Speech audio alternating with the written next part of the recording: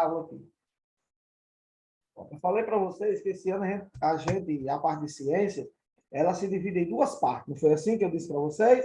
Que partes são essas? Diga aí para mim. Alguém poderia me dizer quais Física são e química. Pronto, física e química. Né? Assim, são essas duas partes que eu disse para vocês. Esse ano a gente vai estudar no livro de vocês essas duas partes. Quais são as partes que a gente vai estudar? Física e química. Física e química são duas disciplinas. Todos os fenômenos, né, que existem na natureza, tudo que existe na natureza, ou faz parte da física ou faz parte da química. Nas duas, uma. Então, para a gente relembrar aqui, eu disse a vocês, qual é a diferença entre uma coisa e outra? Qual é a diferença entre um fenômeno físico e a diferença entre um fenômeno químico? Então, prestem atenção nisso aqui.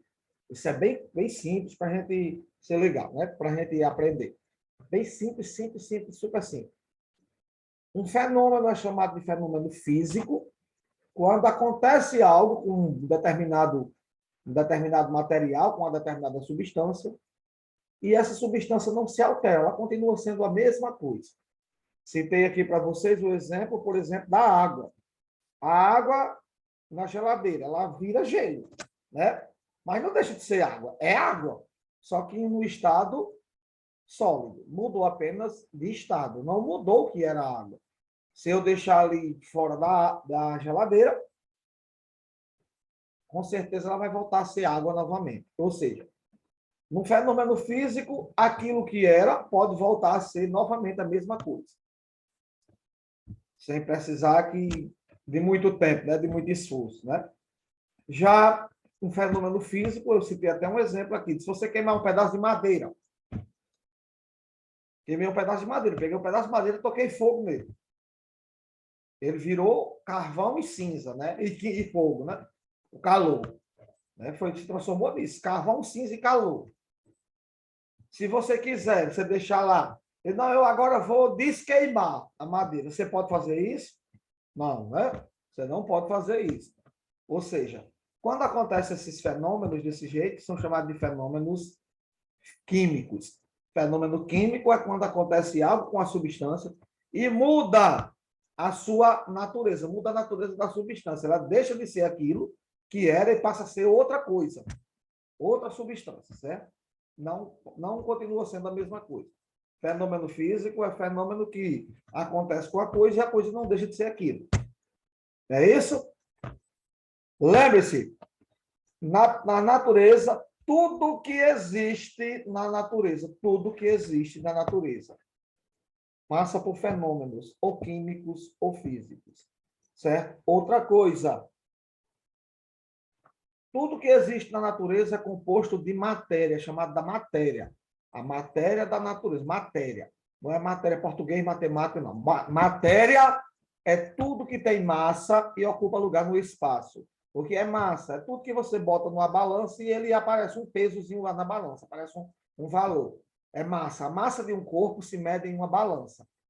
Não diga aí, a gente até diz aí, eu vou para a balança, vou me pesar. Não, na realidade, na balança a gente não se pesa.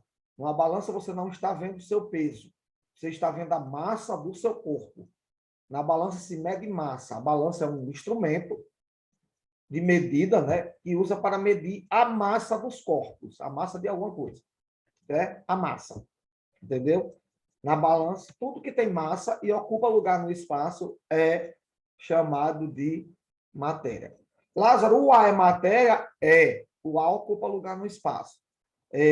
Por exemplo, se você pegar uma vasilha para botar água e você emborcar ela assim, tentar dentro da água, emborcar ela e tentar encher d'água. Ela enche d'água? Não. Por que ela não enche d'água? Porque ela está cheia de ar. Para que ela encha d'água, é preciso você levantar um pouquinho, que é para o ar sair. Né? Você bota uma garrafa dentro d'água e fica subindo aquelas bolinhas. Aquelas bolhas, na realidade, é o seguinte: é o ar saindo de dentro da garrafa para que a água possa entrar. Então, o ar ocupa lugar no espaço. O ar também é matéria.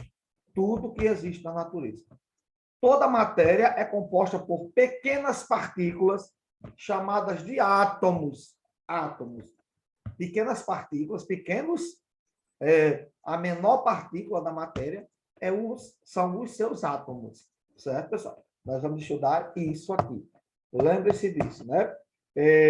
A matéria, né, pessoal? A matéria, ela não se destrói nunca. Jamais a matéria se acaba. Por exemplo, você está aqui um exemplo. Você está lá andando na sua motozinha queimando gasolina. Essa gasolina que você está queimando, ela é um combustível fóssil que veio do petróleo. O petróleo um dia foi árvores e animais marinhos que foram soterrados e lá embaixo formaram o petróleo. Olha só, quando queimar aqui na terra, aqui, quando é queimada na gasolina, é queimada aqui, ela vai virar gás carbônico, que vai para as plantas, vai virar água e vai virar calor, que esquenta o motor dos carros, por exemplo. Então, nada se acaba. Isso vai voltando e vai passando por um ciclo, a matéria vai se transformando em outra, e outra vai se transformando em outra, e assim vai. Nada na natureza se perde. Tem até uma frase dita por um filósofo chamado Lavoisier. Lavoisier disse a seguinte frase: na natureza nada se perde, nada se cria. Ninguém cria nada na natureza, ninguém perde nada na natureza. Tudo que tem na natureza se transforma. Uma coisa se transforma em outra. Ah, Lázaro, tinha uma árvore lá em casa que morreu e se acabou. Não. Essa árvore, ela não se acabou. Essa árvore, ela um dia morreu, vai virar matéria orgânica, vai voltar para o solo, as bactérias vão sintetizar ela, transformar ela vai virar de novo, vai se transformar, por exemplo, em adubo, em alguma coisa lá. Outra árvore vai pegar aquele adubo dela, vai usar para crescer e se formar de novo. Né? Então, preste atenção. Na natureza, nada se perde. Ah, Lázaro, e as pessoas? Do mesmo jeito. As pessoas também, nós, seres humanos, né? Vocês aprenderam lá em ciências do sexto, sétimo ano, quando vocês aprenderam os seres vivos, que existem os seres que fazem a decomposição da matéria, né? Decomposição dos seres vivos, que são principalmente os fungos, né? Os cogumelos, o mofo, essas coisas fazem a decomposição. E algumas bactérias também, né? Fazem a decomposição da matéria. Ou seja, na realidade, elas não pegam a matéria e acabam, não, e comem, não. E ali se acabou. Não, ela pega a matéria, quando ela come aquela matéria, quando elas mexem com aquela matéria, ela transforma ela em outra coisa. Transforma, por exemplo, quando você, por exemplo, você está aqui um exemplo, quando morre uma árvore, ela apodrece, né? E depois vai virando um pozinho, e esse pozinho é comido pelas próprias plantas depois com adubo, né? Basta você ver o que é adubo, né? Adubo são restos de plantas, né? São essas coisas, né? As folhas de planta. Então, prestem atenção nisso, certo, pessoal? Na natureza, nada se perde, nada se cria. Tudo se transforma. Quem foi que disse isso? Foi um cientista, era cientista, matemático, era filósofo, era tudo no mundo dele, era chamado Lavoisier. Não é Lavoisier Maia, não, aquele que é político, não. Era um cientista, um grande filósofo chamado Lavoisier. Certo? Aqui nós temos no livro, a folha do livro de vocês, né, pessoal? Não sei se vocês estão vendo aqui, né? Eu estou mostrando aqui para vocês, né? Ó, a folha do livro de vocês está aqui, ó. A página do livro de vocês. Se vocês pegarem aí a página do livro de vocês, se for lembrar a página, tem aqui na unidade A, né, pessoal? Na página, Genília está chegando agora. Vamos lá. Na página 12 do livro de vocês, tem assim, unidade A, e tem aqui a foto de um vagalumezinho, né, pessoal? Ó, vagalumezinho. Aquele, bonitinho, ajeitadinho, um vagalumezinho aceso, né? Com um bumbumzinho aceso, né? Aí eu pergunto a vocês, como é que um vagalume consegue acender? Como é que ele consegue acender? Nem só o vagalume, né? Tem outros seres vivos também, por exemplo, lá no fundo do mar tem um bocado de animais, que lá no fundo do mar é tão escuro, né? De um jeito, né? A altas profundidades, a quilômetros e quilômetros de profundidade. Por exemplo, lá nas Fossas das Marianas, que é uma das fossas do buraco, é o buraco mais fundo que tem no oceano. A Fossa Mariana tem cerca de 20 quilômetros de profundidade.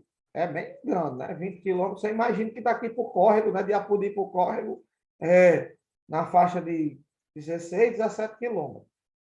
A profundidade é de 20 quilômetros.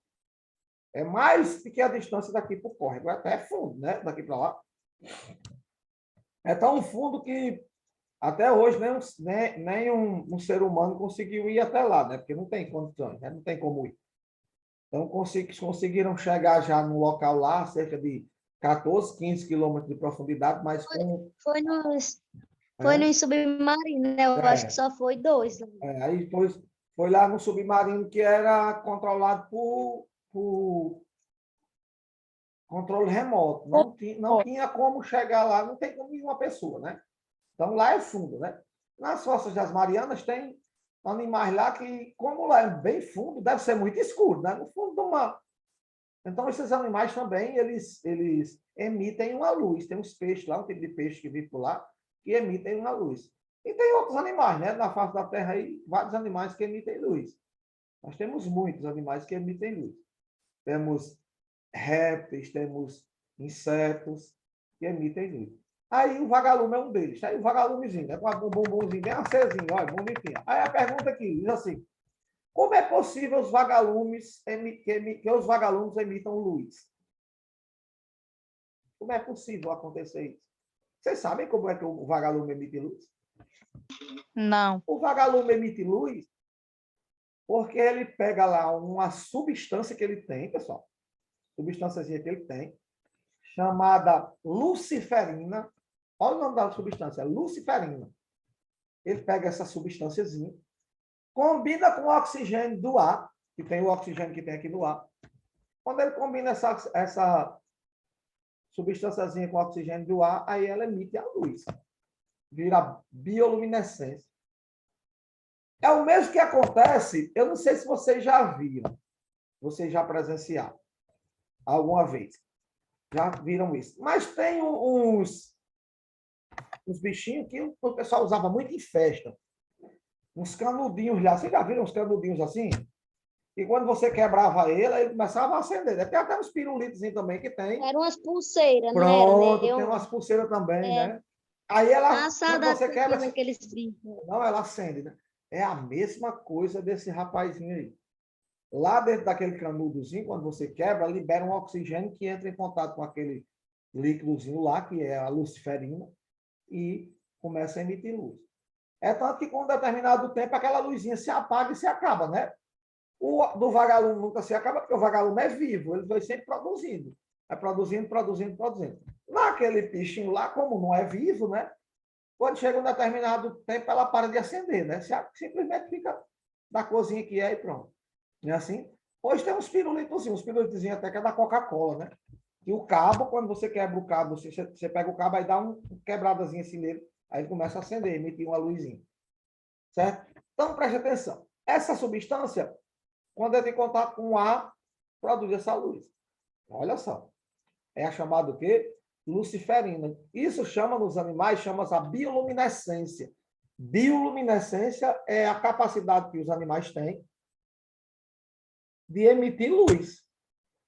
A capacidade que um ser vivo tem de emitir luz. Olha só que interessante. O que é que o vagalume faz aqui para emitir luz? Ele faz um processo químico, uma reação química. Quando essa luciferina entra em contato com o ar, ela reage e produz outros materiais, dentre eles a luz. Olha só, não volta mais a ser luciferina. Então, olha só, nós estamos conversando aqui falando dos processos químicos, olhando para vocês o que é os processos clínicos, certo? Tá aqui, ó. Outro exemplo aqui, ó. Tem aqui falando, ó, aqui bem claro, que é assim, reações químicas.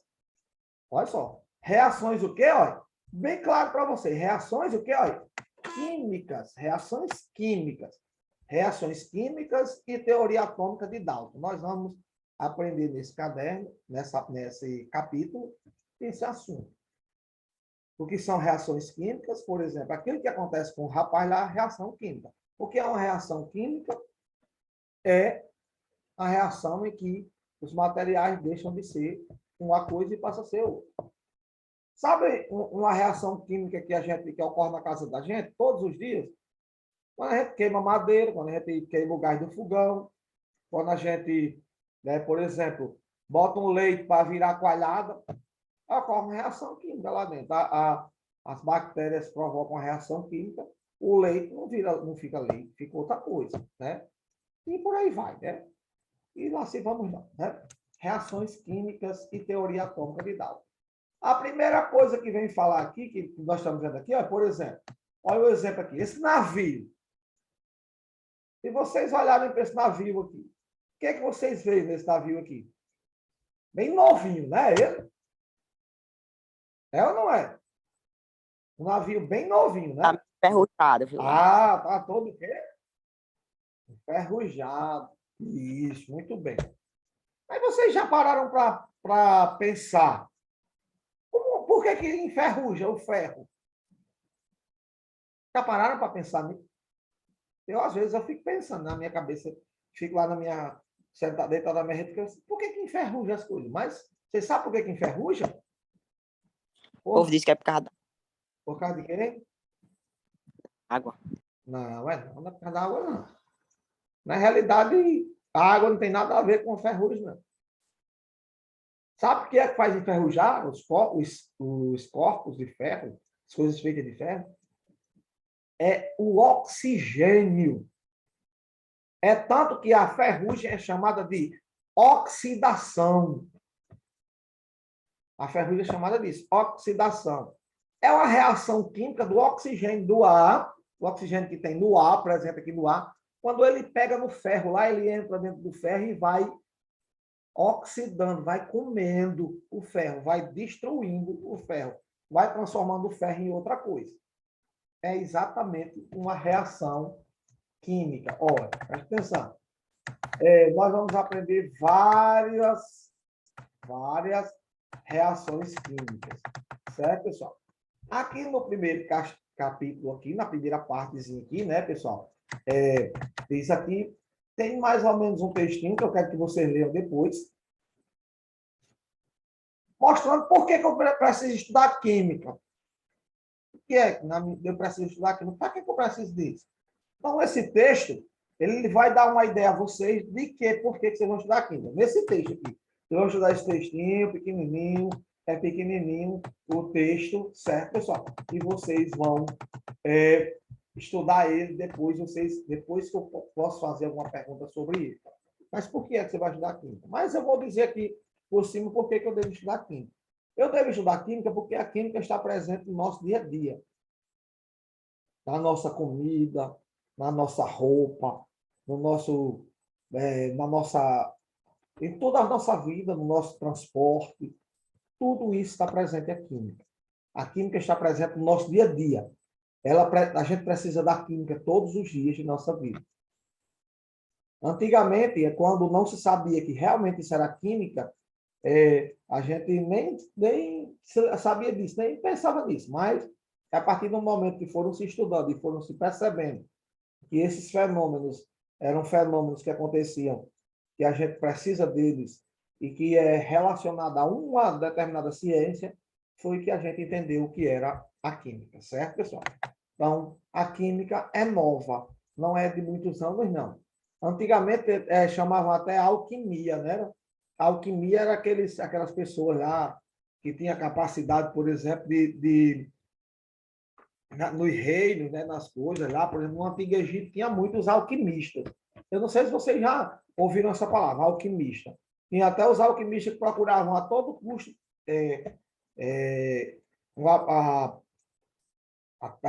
a filosofia de vida do alquimista era procurar a vida toda a pedra filosofal. Não sei se vocês já viram isso. Tem livros aí, né, que falam a pedra filosofal. O que é a pedra filosofal? Segundo os alquimistas, era uma pedra que, se você encontrasse essa pedra tinha o poder de transformar tudo que ela tocava em ouro. Tudo que a pessoa tocava virava ouro. A pedra filosofal. Na realidade, é uma lenda, né? Não existe isso, não é verdade. Né? Os alquimistas, eles trabalhavam fazendo experimentos e gostavam muito de aparecer. Eram chamados de bruxos. Naquela época eram os bruxos, as bruxas. Lembra dos bruxos? Caça as bruxas. A Igreja Católica caçou muito. As bruxas. Na realidade, as bruxas não faziam nada demais. Pegavam um caldeirão lá, começavam a botar coisa, começava a explodir. Na realidade, não estavam fazendo nada demais. Ali era a reação química daqueles materiais que ela estava colocando lá dentro. Nada que a gente hoje não saiba, né? Naquela época ninguém sabia. Então queimava as bruxas. Não está fazendo bruxaria. Na realidade, bruxa não existe, né? Vamos lá. Voltando aqui ao nosso assunto. A primeira parte que a gente vai estudar, pessoal, voltando aqui a umas coisinhas que a gente se lembra, né, pessoal? Primeira coisa, está voltando aqui, recordando as mudanças de fase da água. A gente já sabe que a água ela possui 3 fases, né, pessoal? Ou, como a gente pode dizer, tanto faz chamar de 3 fases, como estados físicos. Tanto faz fases como estados físicos. A água tem 3 fases ou 3 estados físicos. Quais são? Eu posso encontrar água no estado sólido, eu posso encontrar água no estado líquido, eu posso encontrar água no estado gasoso. É ou não é? Na própria natureza a gente encontra desse jeito. Né? Por exemplo, a água dos mares, líquida. As calotas polares, água no estado sólido. As nuvens, água no estado gasoso. Pessoal, preste atenção. É muito importante vocês se ligarem nisso, nessa parte aqui. Porque nós estamos falando da água, especialmente aqui da água. Mas toda substância, tudo que existe na natureza pode mudar de estado físico. Certo? Isso a gente aprende, por exemplo, eu tenho aqui lá na minha casa, aqui em casa eu tenho as coisas de vidro. Como foi que o cara moldou aquele vidro lá? Aquele vidrozinho que ele moldou para fazer, por exemplo, uma forma de vidro. Para moldar aquela forma de vidro, ele teve que fazer o quê? Aquecer aquele vidro até ele se tornar líquido para poder despejar numa vasilha. O ouro, que a gente usa o ouro, como é que faz com o ouro? O cara pega o ouro, aquece até ele virar líquido, aí bota lá um ferro para virar uma peça de ferro. O cara esquenta até ficar líquido, bota lá. Certo? Vocês têm que lembrar que nós estamos falando de mudanças de fase ou mudanças de estados físicos, agora da água. Mas isso aqui vale para todas as substâncias. Nós vamos ver os poucos, né? Então, presta atenção. A água, segundo a natureza, né, pessoal? Segundo o estudo, né, a água na natureza, em condições normais de temperatura e pressão, condições normais. O que é isso, Lázaro? Condições normais tem até assim. De acordo com a CNTP. CNTP. O que é CNTP? Condições normais de temperatura e pressão. O que é isso? Esse estudo que a gente está falando é ao nível do mar. Ao nível do mar. Aqui, ao nível do mar. Por exemplo, ou pelo menos próximo do mar. A água, ela é líquida, certo, pessoal? Ela é líquida na temperatura ambiente. Não é isso? De 0 graus até 100 graus, a água é líquida. De 0 até 100. A água é líquida. A água abaixo de 0 graus, ela passa a ser sólida. Acima de 100 graus, a água passa a ser gasosa ou vapor. Como que? Certo, pessoal? As mudanças de estado físico, né? A água muda, preste atenção. Preste atenção no que a gente está falando. A água muda de estado físico, ela não deixa de ser água. Certo, pessoal? O ponto em que a água vira, certo, pessoal? O ponto em que a água vira, preste atenção nesse esquema aqui. O ponto em que a água vira gelo é 0 graus. Certo? O ponto em que a água vira vapor é 100 graus Celsius. 0 graus vira gelo, 100 graus Celsius vira vapor. Quando a água muda de estado físico, né? Olha, presta atenção, muda de estado físico. Por exemplo, ela passa do sólido para o líquido. Ela ocorreu a fusão. O que é a fusão? É a passagem da água do estado sólido para o líquido. Quando a água passa do líquido para o vapor, ocorreu a vaporização. Presta atenção. Vaporização. Olha, do sólido para o líquido, fusão. Do líquido para o vapor, vaporização. Voltando do vapor para o líquido, é a condensação ou liquefação, como queira. Condensação ou liquefação. Né? Ocorre muito assim, por exemplo, você bota um copo gelado em cima da mesa, né? Você bota um copo gelado em cima da mesa, ele molha a mesa todinha, né? Por que molhou a mesa? Foi porque a água vazou? Não. É porque o copo está gelado, lá está uma temperatura, o vapor de água que tem aqui no ar vai pegando de lado do copo e como ele está em estado de vapor e pega no copo, ele vira água líquida na mesma hora. Então, o vapor de água que tem aqui vai pegando no copo e vai... Por isso que quando a gente deixa um copo gelado em cima de uma coisa, fica molhado, né? É porque o vapor de água que tem aqui, nós temos vapor de água no ar. O ar é cheio de vapor de água. E esse vapor de água fica líquido. Quando a água passa do estado líquido para o sólido, é a solidificação. Só lembrando de uma coisa. A água pode passar diretamente do estado sólido para o de vapor. É a chamada sublimação. E ela pode passar do vapor diretamente para o estado sólido. É quando ocorre, por exemplo, a chuva de granizo. Você já ouviu falar na chuva de granizo? As nuvens lá em cima, elas estão em forma de vapor. E elas gelam tão rápido de um jeito que viram pedras de gelo. Aí, às vezes, a chuva cai em forma de pedra. Não é assim? É isso que ocorre na natureza direta, né? E, às vezes, a gente vê, né? E quando passa do vapor para o estado sólido, é chamado de inverso da sublimação ou ressublimação. Sublimação passa do estado sólido direto para o gasoso, de vapor, né? O inverso da sublimação ou ressublimação é do vapor diretamente para o sólido. Lázaro, eu nunca vi uma coisa passar do sólido diretamente para o vapor. Eu vou mostrar para vocês agora que vocês já viram um bocado de vez. Né, pessoal? Preste atenção. Aquelas pedrinhas de naftalina que você às vezes coloca dentro do guarda-roupa, né? Que dá aquele cheirinho bem nojento, né? Aquelas pedrinhas você coloca dentro das roupas e elas simplesmente desaparecem. Elas não ficam líquidas, não ficam nada, vão diminuindo de tamanho. Na realidade, aquelas pedrinhas, elas passam do estado sólido diretamente para o estado de vapor, fica só o cheiro, né? Só o vapor. Vocês já viram isso, já? Viram muitas vezes, né? É? Nunca viu, não? Olha, pessoal. Já. Já, né? Ó, a vaporização, isso aqui, a vaporização, que é a passagem do estado líquido para o gasoso, para o vapor, de líquido para o vapor. A vaporização, existem 3 tipos de vaporização. 3. Que tipos são esses, pessoal? Olha, não confundir, olha. É a evaporação, certo? A ebulição, e existe outra chamada de calefação.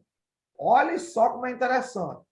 Esses são os tipos de vaporização. Existem vários tipos de vaporização. A vaporização sempre é a passagem da água do estado líquido para o vapor. É chamado de vaporização. Mas para a vaporização acontecer, existem 3 maneiras dela acontecer. As 3 maneiras são a evaporação, a ebulição e a calefação. O que é cada uma delas? A evaporação é quando a água vira vapor só com o calor do sol. O exemplo, quando você bota a roupa lá para estender a roupa molhada, você bota no cordão. A roupa fica enxuta. Como é que a roupa fica enxuta? Porque o calor do sol fez com que a água evaporasse. Ocorreu a evaporação, ou seja, a vaporização na forma de evaporação. Ou seja, o que é que acontece? O calor do sol fez a água evaporar. A ebulição é aquela que acontece quando a gente bota uma vasilha com água no fogo. Eu coloco uma vasilha com água no fogo e essa vasilha fica lá no fogo recebendo calor E esse calor vai aumentando a temperatura da água e a água vai começando a borbulhar, né? Assim, ela entra em ebulição, ela está borbulhando. E se você deixar lá, aquela vasilha vai secar, não vai? A água vai virar todinha vapor, né? Assim. E existe também a calefação, que é uma vaporização super rápida. É, por exemplo, quando a gente pega assim uma coisa quente, por exemplo, você pega uma chapa quente, aí você pinga uma gota d'água em cima. O que é que ocorre quando você pinga? Automaticamente a gota d'água faz assim, ó, né? Já vira, é rápido demais, né? Assim, é como você pega, por exemplo, um ferro quente e enfia na água.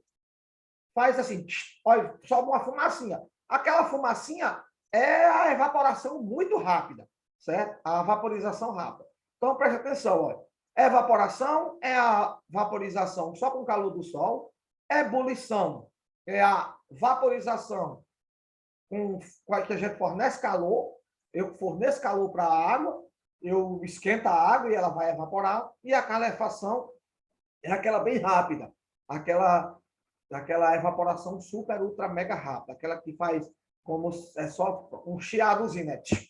Você pega um dedo com cuspe assim, aí as mulheres têm muito para saber se o ferro está quente, né?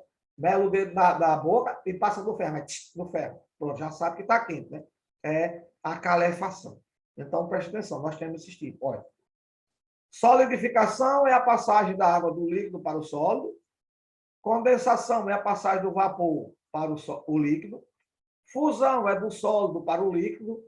Vaporização é de líquido para vapor. Sublimação é do sólido diretamente para o vapor. E ressublimação, ou simplesmente sublimação inversa, é do vapor diretamente para o sólido. Beleza? Então, isso aqui é a primeira parte que nós estamos estudando. Vocês agora vão ter que ler aquele textozinho, ler o textozinho lá do início, né? Ó, atividade de vocês. Vocês vão ler esse textozinho do início, certo? Textozinho aqui, atividade que vocês vão fazer. Ler esse texto e escrever mais ou menos um pequeno textinho, vocês vão escrever, dizendo assim, mais ou menos o que você entendeu, por que você deve estudar física, deve estudar química. Certo? Você vai fazer um pequeno... Você vai ler o texto e vai escrever um textinho dizendo, eu devo estudar química por isso, por isso, por isso, por isso.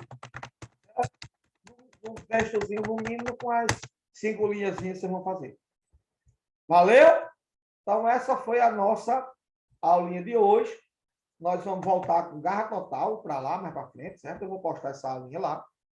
A atividade, não esqueça, a atividade é ler o texto e fazer um pequeno textinho dizendo o que vocês entenderam do texto. Para postar até a próxima aula, certo? Valeu?